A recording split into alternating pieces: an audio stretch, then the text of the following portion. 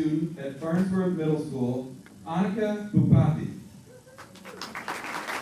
Also, Luna Heaven, Mothers Against Media Addiction from the Harlem chapter. And please stand and welcome the 57th,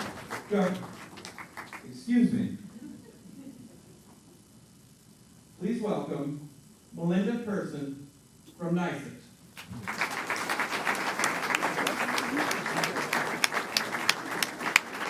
And please stand and welcome the 57th Governor of the State of New York, Governor Kathy Hochul.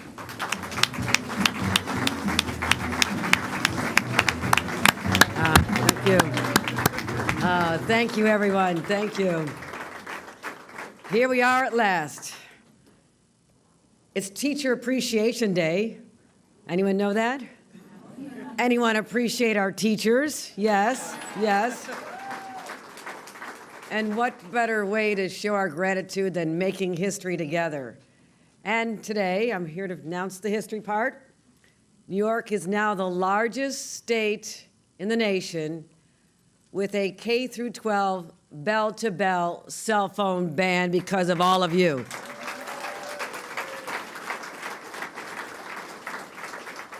And I want to thank some extraordinary leaders.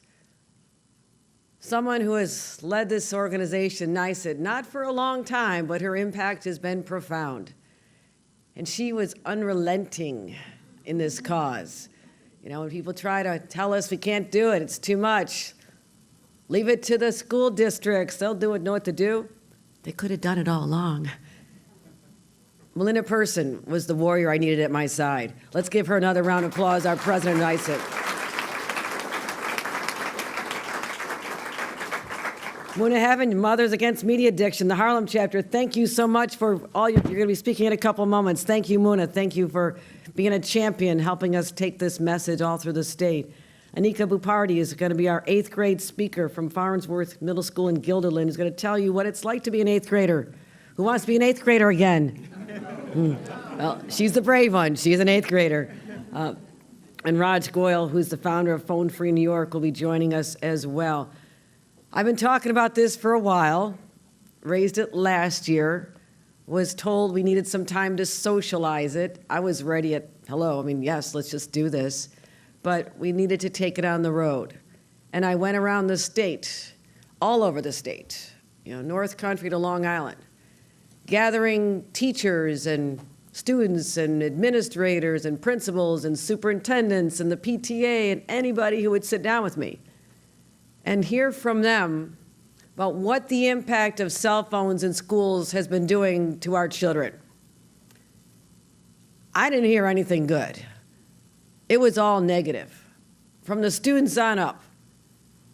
And when we said we could do this statewide, no other state has gone as far as we have.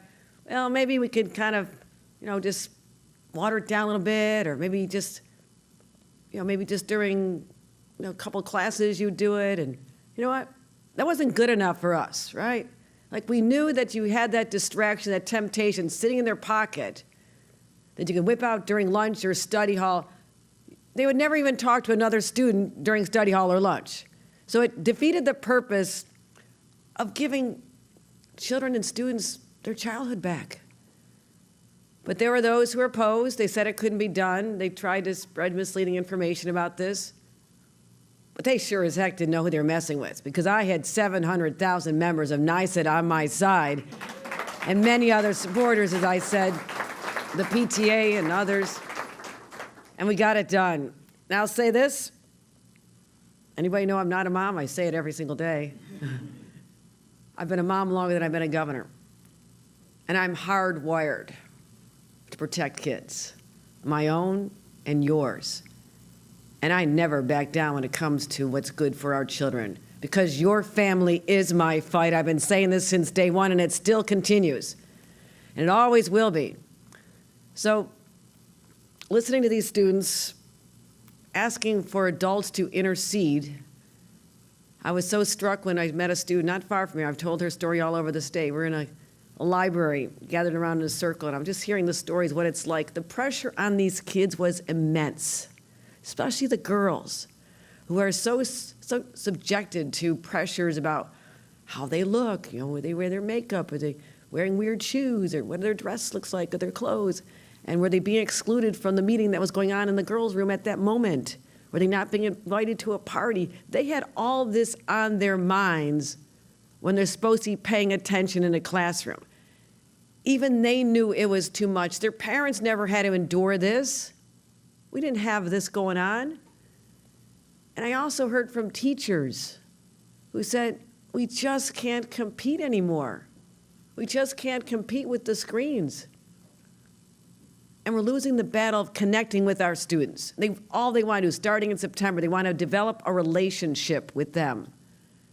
But the kids are just staring into their hand the entire class time, not absorbing a lot. And I heard from parents who are saying their kids are becoming more anxious and withdrawn.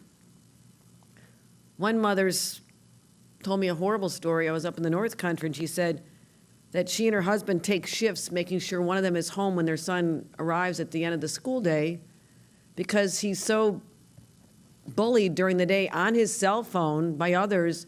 He comes home in a state of depression. They don't know that he won't do something drastic. All because of that constant bombardment of negativity that this child was feeling.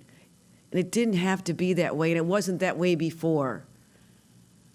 So our kids are overwhelmed by the addiction, the addictive algorithms, and endless distractions. 95% of teenagers have smartphones. They receive 250 notifications a day on average. They can't possibly focus on anything else. They're so afraid of missing something. You know what FOMO is? I get FOMO sometimes. I know what it's like. But it's on steroids for our kids, because they'll be a social outcast if they're not included or something, and they're not always paying attention to this. I don't know how anyone could focus with that disruption. So we took it to the legislature. I did all my work. We had a lot of rallies back in September and events with Melinda and so many others. Gathered, teachers were there. We kept this constant drumbeat moving forward. And we get to the legislature, and we're hearing opposition from some school districts who say, well, leave it up to us. And even some agencies, people telling us not to do what I knew we had to do, trying to make it difficult, or can we compromise? Can we have it part of the day, or just really during the classes, and trust the kids? When that young woman said, you have to save us from ourselves, I knew she really meant it. And that's exactly what I said we're going to do. So we knew we couldn't do half measures. Wouldn't cut it for me. I'm never a halfway person. But also, our kids needed us to be bold. Our teachers needed us to be decisive, and that's exactly what we did. And we stood firm for this. We will have no cell phones in a child's hand from the moment they enter school until they leave. No more memes instead of math. And so they're now going to be focused. And people say, why is this so important to you? Because I think there should be laughter in the hallways again. I think there should be human voices that you hear in gym class. I want our kids to make eye-to-eye contact again. I want them to enjoy the experience of real human connection, not just through a screen. And especially with this rise in AI bots. Are you reading about this? Where they can have artificial intelligence create a friend for them? Did you read the articles about how they turn into more than just friends, into very inappropriate conversations and activities? And we want our teachers to feel liberated to teach again. That's what I want. I want the laughter. I want the teachers to do what they can do. I want the kids to be free. So we needed to find a place where kids can learn and just be kids again. And I will say this, our kids' mental health matters. And I'm not going to let anyone, any company, any social media company, any tech company, think that they can own our kids' minds and their mental health, because that's what's been happening.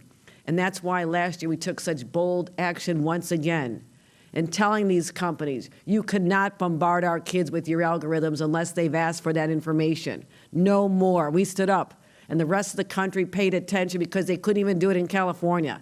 No other state can do what we're doing here because we stand up for our kids and we fight. And in that fight, I also want to thank our educators. You're on the front lines every second. And so we got our kids back starting in September. School districts, get ready.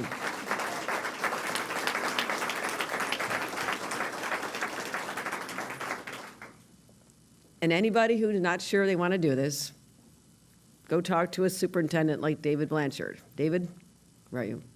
David, stand up. David Blanchard, superintendent of Schoharie. He has been my hero because he is the one who answered all my questions when I first met with him and said, how did you do this? Because they did it in Schoharie and never looked back. And he said it was tough in the beginning, a little bit of resistance, probably a lot of resistance. But you know what? Resistance, but when you're in pursuit of a just cause, you can be overcome. You must overcome it. And that's exactly what you did in Schoharie. You paved the way for other school districts to see how it can be done. And your children are thriving, and they're connecting, and they'll emerge from school fully functioning adults who know how to communicate. So for future employers and others, this is the next generation of leaders in New York State. And I'm looking forward to the fact that this generation will be the very last one in our state that ever even knew you could have cell phones in schools, right? All right. Thank you very much. My great champion and partner, Melinda Pson. Melinda Pson, join us up here and tell us what it was like to be on the front lines, because you did an extraordinary job. So proud of you, Melinda.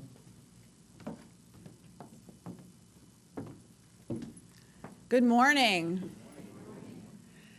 We are so honored to welcome all of you here today to NYSUT headquarters for this celebration.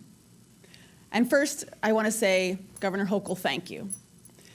You can see a thank you note here from hundreds of our members who wanted to send you a special message, because we know that this accomplishment is something that is going to truly transform our school environments. It is going to make a difference in every classroom, in every hallway, in every lunchroom, and it is because you had the vision, the courage, and the heart to make sure that we got it done. So thank you so much.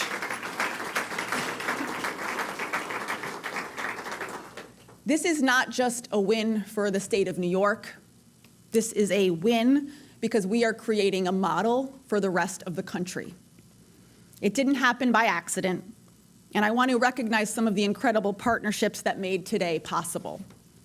From the governor's office, to school officials, to law enforcement, healthcare experts, to parents, the New York State PTA, every educator, every advocate who refused to give up.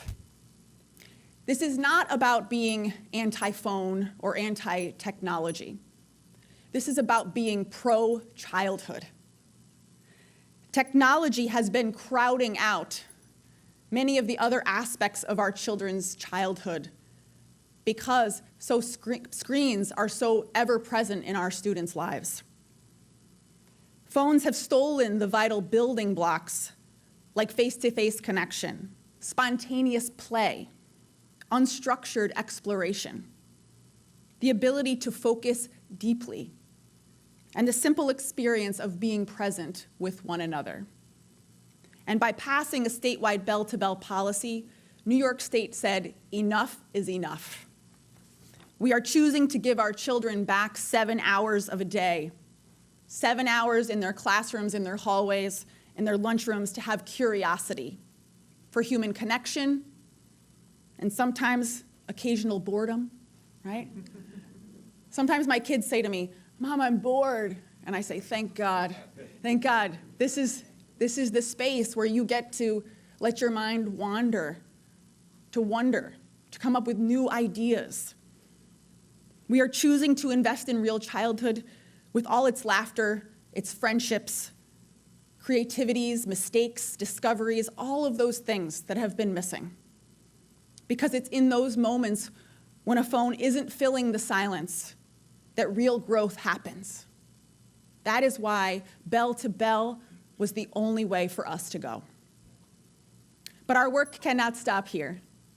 This bell-to-bell policy is a crucial step toward addressing social media and excessive tech use as the public health issue that it is. We need to keep having honest conversations in our schools, in our homes, and across our communities about how we can help this next generation reclaim healthier, happier, and more connected lives. The epidemic of loneliness is real. And we need to expand education efforts for parents and caregivers who are navigating the digital landscape alongside their children. Every time I put up a firewall for my own children, they find a way around it, right? They're better and faster at this stuff than us adults, and we gotta be on top of it. We need help.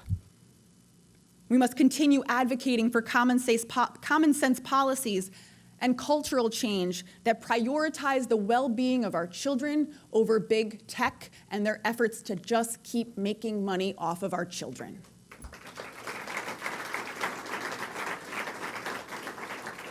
Together, we have stood up for childhood, and the future will be better for it. Thank you again, Governor Hochul. Thank you to every NYSET member here who sounded the alarm on this critically important issue. We are going to move forward together, and the best is yet to come. Thank you.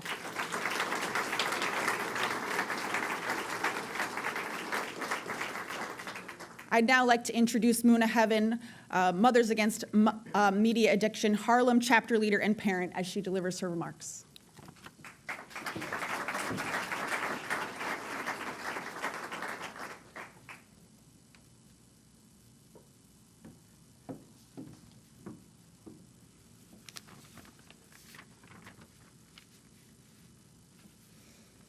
This is really great energy. I am so honored to be here. Good morning, everyone. My name is Muna Heaven. I'm here as a single mom, child welfare attorney, and the proud Harlem chapter leader for Mothers Against Media Addiction, also known as MAMA. MAMA is a grassroots movement of parents and allies fighting back against media addiction and creating a world where real-life experiences and interactions remain at the heart of a healthy childhood. Like most of you, I'm a regular New Yorker that goes out every day, works really hard to make sacrifices so that my child can have the best education and life possible. We value education and the basic premise that our children go to school to learn and not to scroll. When I drop my daughter off at school, I expect that she will spend the day learning, developing social skills, and getting the tools that she needs to flourish. But this is not what was happening across the state. Instead, we've allowed devices to steal our children's attention and interfere with the critical and important work of our teachers. Who would believe that in 2025, the main competitor in the classroom would be a device? For too long, social media and gaming platforms have distracted our students and exploited their emotions for profit. And parents are understandably frustrated. This past Sunday, I had the pleasure of participating in the 5-borough bike tour in New York City. And I had on my neon yellow Mama jersey. It's very bright. And the Mama logo in red, Moms Against Media Addiction, was on the back. And I was so humbled and surprised at how many parents came up to me at the rest stops to just share their frustration, share how helpless they felt because of the negative impact of the cell phones on their children and in their lives. They were also relieved to see that there was an organization such as MAMA, right? Basically, in essence, parents have just been waiting for our lawmakers to act because we all know we can't do this alone. Parents just want somebody to do something because we're in this together. Our lowest common denominator, regardless of your political affiliation, is that we love our children and we want them to learn and be their best selves. I was also surprised that as I was cycling, people would call out to me. They would say, "Mama." They would ring their bells. I was like, this bell-to-bell thing is a common theme. It was so funny. And one gentleman rode up to me and he said verbatim, "Hey, Mama, I see you're keeping up." I said, "Of course I'm keeping up." And that's because mamas don't only keep up. Very often, we set the pace. And that's what's happening here in New York. That is exactly what is happening here in New York. New York, again, is the trailblazer, thanks to leaders like Governor Hochul, Mama's founder, Julie Scelfo, other incredible advocates. NYSUT, you can't get better than the teachers union weighing in, because they are who are with our children every single day on the front lines. And because of this collective effort, New York, as the governor said, is now the largest state in the nation to pass full bell-to-bell smartphone restrictions for all K-12 schools. This policy will not only improve educational outcomes, but the overall well-being of our students statewide. It's an exciting time in New York to see the legislature move with such command. And we own it together, that we cannot opt out of child protection, not offline, not online, and not in schools. This policy that Governor Hochul has pushed through rings its own bell. It has sounded the message loud and clear that in New York State, we value learning over scrolling, and that no matter how steep the incline, we will push forward and we will pedal through any challenge and any resistance as parents, as teachers, advocates, educators, all of us in this collective movement to move our nation forward, because we value our children and we will never, ever give up on the sanctity of their education. Thank you so much. Thank you. I would now like to introduce Anika Bupathy. She'll be our 8th grader delivering her remarks.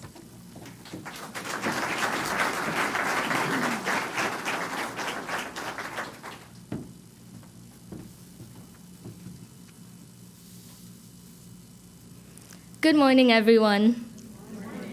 My name is Anika Bupathy, and it's a true honor to speak once again alongside Governor Hochul. I'm currently an 8th grade student at Farnsworth Middle School, and I'm thrilled that the new legislation for bell-to-bell cell phone bans across New York State has been passed. This pivotal decision marks the end of a major disruption to learning by eliminating constant distractions, effects of cyberbullying, and allowing teachers to fully focus on what truly matters, educating and inspiring their students. As a student at Farnsworth Middle School, where smartphones are already banned, I've observed nothing but positive outcomes from the policy. With the distractions of social media, texting, and constant notifications removed, students are able to concentrate on their studies and engage in classroom discussions. The change has also encouraged more face-to-face interactions, helping students strengthen their social skills and build a stronger sense of community within the school. Additionally, with fewer obstructions, students are more likely to take part in physical activities during breaks and promoting healthier habits. Since the cell phone ban, the lunchroom has become much more social. Instead of everyone being glued to their screens, students are actually talking to each other. Friendships have deepened, and there's a noticeable increase in laughter and conversations. It's a more connected atmosphere now that students are fully present and engaged with their peers. In study halls, the lack of distractions has led to a significant boost in productivity. Students can now focus on their studies and be in a more concentrated environment. This shift has resulted in a more effective This shift has affected students with helping them with time management and improved academic performance of those without smartphones in school. In the classroom, the ban has been a profound impact on students' attention and participation. With fewer distractions, students are more focused on lessons, raising their hand, and contributing to a productive environment. In conclusion, the bell-to-bell cell phone ban has already proven to enhance focus, foster stronger connections, and improve academic performance. At Farnsworth Middle School, we've seen firsthand how this policy helps students thrive. This decision is a significant step forward for education in New York, and I'm confident it will continue to benefit students across the state. Thank you, Governor Hochul, for your strong leadership and commitment to supporting the futures of students. I look forward to seeing the lasting positive impact this policy will have. Thank you. The next speaker will be Raj Goyle.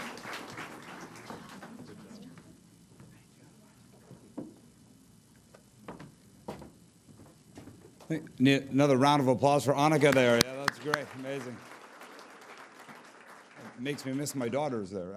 I'm Raj Goyle. I'm the founder of Phone Free New York, and we are so proud to be here today, and of course applaud Governor Hochul, the teachers, to get this really landmark legislation through. A bit of personal history as to why I'm involved in this. I'm a technology CEO. I'm a proud New York tech CEO. I started a company, we grew it, we successfully sold it, I invest in companies. I love technology. I love what innovation brings, but I'm a dad first. I have 2 teenage daughters, one 13, one 15, one at a public school in New York City, one at a private school. And the hidden truth is that those of us in technology, we all restrict our kids from using these phones because we know that technology needs to be used responsibly and safely. And that is the actual reality of what happens with technology. We don't let it just don't let it grow unfiltered, unchecked. And that's the genius and the strength of what this legislation represents. I'm involved in both PTAs at both my daughter's schools, and I have to say there's very few issues. I'm actually a former elected official myself, Governor Hochul. I don't think we can agree in this day and age on whether or not the sky's blue, but yet this is a 70-30 issue. This is suburban, urban, rural, black, brown, red, yellow, white. We all know that we need to have these phones restricted. And I will say there's been a lot of conversation, as there should be. This is the largest state. I will also point out, I think we are the only blue state that actually has this, so that's another tribute to Governor Hochul's leadership. I will say, combined with the SAFE Act, which Governor Hochul mentioned briefly, that is truly a landmark piece of legislation as well. Governor Hochul has now positioned New York State to be the leading state in the country to actually protect not only children, but people from addictive algorithms, which big tech knows they're using to prey on us, and to protect kids at schools. This is a phenomenal step that actually I'm sure will get more national attention as well. She's had the courage along with legislative leadership. And I have to say, when you have the governor and the teachers, watch out. I've been around politics a long time. I was like, I think we're just going to stand back and let these guys do their thing. So we are very proud to be part of that. And I have to say, on behalf of parents, people all over the state, we really thank you. This is not an issue that you had to work on. And in fact, for the media out there, I will say the reporting hasn't always been super accurate. There's maps out there that say, oh, there's 16 states that have taken action. But I'd ask you, what does a classroom ban actually mean? Are we suggesting that it's okay to text while a teacher is teaching? Of course it's not. A true policy is really binary. There's either a bell-to-bell ban or there isn't. So the fact that they took the time to not compromise when we had opposition and to say that it is only a bell-to-bell ban, as the other speakers have mentioned, those phones go away for that 7 to 8 hours, that's a monumental step. And in a political process, there was every incentive to compromise, to say that we'll take a half measure. They didn't. I'm proud to stand with them, and I'm proud that we will now be protecting our children in New York thanks to their work. So thank you very much.